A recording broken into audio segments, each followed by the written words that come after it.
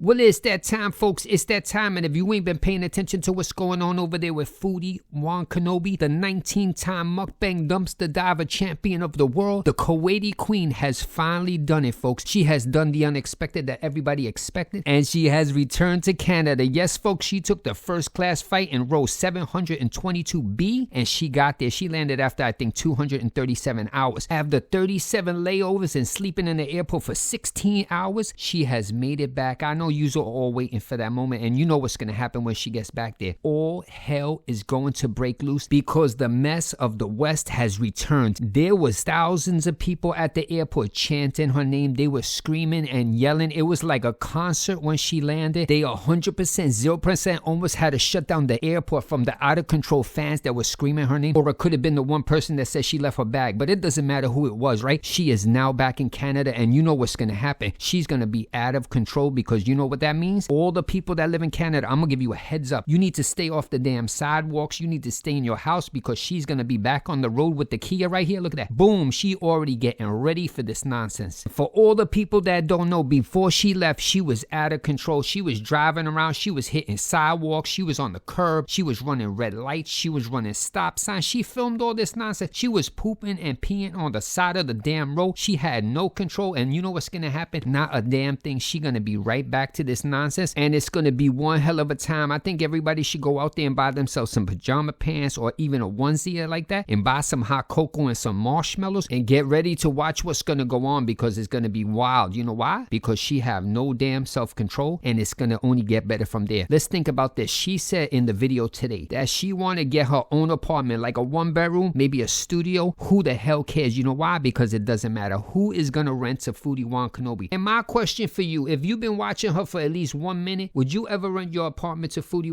Kenobi? Hell, mother effing no. So you know what we're going to do right now? We're going to play a little damn game, and I'm going to let you all be the damn landlord right here. So I'm going to show up and say, I got this nice tenant that want to rent your apartment that's immaculate, right? You got not even a damn crumb on the floor, not even dust has dust on it, nothing at all. Yours is as immaculate as can be. There is not one thing bad about your apartment, right? And I show up with Shanta, nobody give a damn last name, right? And I'm going to show you how she treated the last apartment so you can judge if this is the tenant that you want to live there. So here we go with picture number 1. Boom, right there. Look at that. Look at that nice computer. She got $1 million Mac right there and 52,000 bottles and garbage all over the place. It is so nice. I think maybe you should rent it to her. I'm going to have you sign right now. Hell, mother effing no. So I'm going to show you this another picture right here. Look at the bathtub right here. Look at that. Boom. Look at that immaculate condition. Look at that. All that nice stuff in there. I don't know what the hell that is. I think it's hair fibers in the bottom. But if there's one thing I can see, it don't match the rest of the damn tub. But we're going to move on to picture number 3. Look at this right here. Boom. That's Shantan's only real fan right there. That's her most dedicated Biza. You see right there on the left-hand side? But don't ignore that part. Let's look on the right-hand side. Look at all the cat food just thrown all over the damn floor. And poor BBJ over there going to eat that. But we not done yet. We got one more picture right here. Look at this. Boom. This is the wonderful staircase. If you rent it to her, this could be your staircase. And look at all 37,000 perfectly sorted boxes that's taller than the staircase. If that's not a fire hazard, nothing is. So my question is for everybody in the comment section, would you rent a Foodie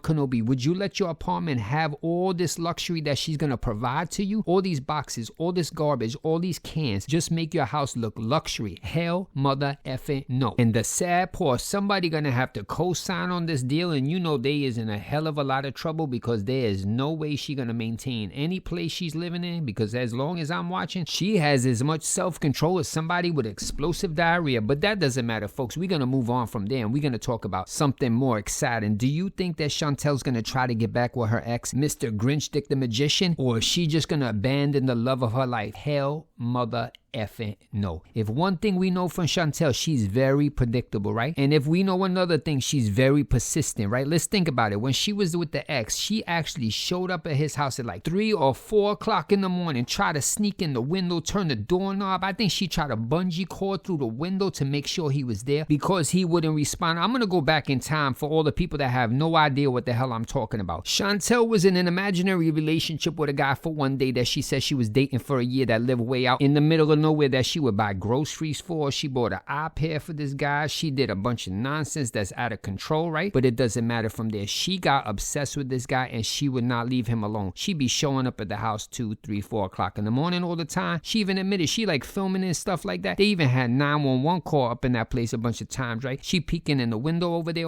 and if he didn't answer the door or the cell phone, she'd be trying to turn the knob. She trying to do some MacGyver, trying to open the damn door. If that's not persistent, I don't know what the hell is. She would have the police actually there on live stream, calling the police and banging on the doors and yelling and screaming. And for us to all believe that this is never gonna happen again, I have more chance of winning the lotto 4 times in a row than Chantel has of not contacting that guy. She gonna contact him on some fake phone that she bought for like $2, some burner phone, and be like, I accidentally call you to see what's going on, and I just happen to have $500 of lobster and groceries in my car that I could drop off if you just let me in. So now that we done with all that nonsense, it's time to move on to something even more exciting. We're gonna go over one of Foodie Kenobi's last videos, and this is gonna be an exciting one for you. You know why? Because this is the one where they go into the airport, and this is the moment that her husband's gonna drop her off and leave her to fly back to Canada. It's gonna be one of the saddest moments. There's gonna be crying. There's gonna be people screaming and begging for her to stay. Is that gonna happen? Hell, mother effing no, not gonna happen. You know why? Because in this video, I cannot understand what the hell was going on, but I noticed one thing. There is no way in hell that this person looked upset or sad or wanted to break down in a tear, but he was excited and laughing and smiling. Let's take a look right here. Boom. Does this look like a person that's upset that their wife is leaving for 27 years and never to return? Hell, mother effing no. But I got a question for you. Besides the smile and all this nonsense that's going on, can somebody tell me why in the hell are they driving around in a car for over a month now and there is plastic bags or Reynolds wrap or whatever the hell's on all the seats? But besides that, can somebody explain why in the hell on the side window there is still the price tag for the car taped on the side, is like glued over there? I think you're supposed to remove that when you buy a new car, or you don't leave it. How the hell do you see out the side window? How does somebody in the back seat, like a passenger, they can't even see nothing but all that damn paper in the window? I don't know what's going on, Chantel. You need to take that out of there, but it make no damn sense. Now I got a question for you. How many times has one of your friends show up with a brand new car, made you sit in the back seat, right? And then you couldn't even see out the window because this was all taped to the side of the window for a month. Hell, mother effing no, this does not happen. I don't know nobody that be riding around for like 62 months with paper taped on the side of the window. Maybe they couldn't upgrade enough and that's the tint that they put on the window. I don't know, who the hell cares, but it doesn't make no damn sense. But we're gonna move on from there. You know what we're gonna do? We're gonna arrive at the airport and he's gonna drive her around over there with the little cart with all her bags on there, and he's gonna be very sad. Nope, never gonna happen. He is no way in hell sad at all. He waving at her, look right there, waving like goodbye, hope I never see it again. If I had to picture this in my head, how this really turned out, he drove up to the airport, he opened the side door and he put her bag out there and just sped away. The door did not even close. It's probably still open right now while he's driving home. He was like, beep beep, gotta go. Probably changed his cell phone number already, but that doesn't matter. You know why? I did some damn detectiveness to see how long they're gonna be apart. Is it gonna be a year, 10 years, decades, millennia? It doesn't matter, right? I found this little bit clue right here. Look at that. Boom. I'm gonna be trying to get some WLS, which is about 1.5 years. So yeah, I don't want to be away, but I need to, right? So from this, that means they're gonna be a minimum at least 2 years before they even see each other, because she got to get started instantly. She had to start today to be 1.5 years from tomorrow, right? If my mathematics is correct in Chantel's math, it means she never gonna see this guy ever again, maybe just in a text message. So let's move on from there, because it's gonna get a little bit more exciting, because now Chantel has arrived and she is in Canada and all hell is about to break loose. You know why? Because she is going to try to get BBJ back. Can you imagine that? Chantel is going to try to get BBJ back. Chantel, I would not trust you to watch a bag of my dirty laundry, because I think it would get injured or hurt or disappear off the face of the earth. But that's just my opinion, right? But for the people that don't know what actually happened, Chantel gave her cat away, BBJ. She just gave it away because she was going to fly to Kuwait or whatever nonsense she was doing at that moment, right? Just left the cat in bad condition. All the nails was in the paw. The cat was in pain all the time. And Chantel was like, I don't give a damn what's going on. I'm going to fly out to Kuwait and live there and do whatever I want. But this all happened to backfire on her, because she just gave the cat away to anybody that would come and get it. But the best part of this, when she gave the cat away, she did no damn research. And the person that she gave it to is somebody that's a rival to her on YouTube, right? And she gave it to the brother of that person, FFG. If you don't know who that is, that's the person that actually paid all the damn vet bills, right? And there was like thousands of dollars in vet bills to get the nails out of the paws and keep this cat alive, right? But it doesn't matter, because Chantel was doing her own nonsense nonsense and didn't give a damn what was going on. But now that Foodie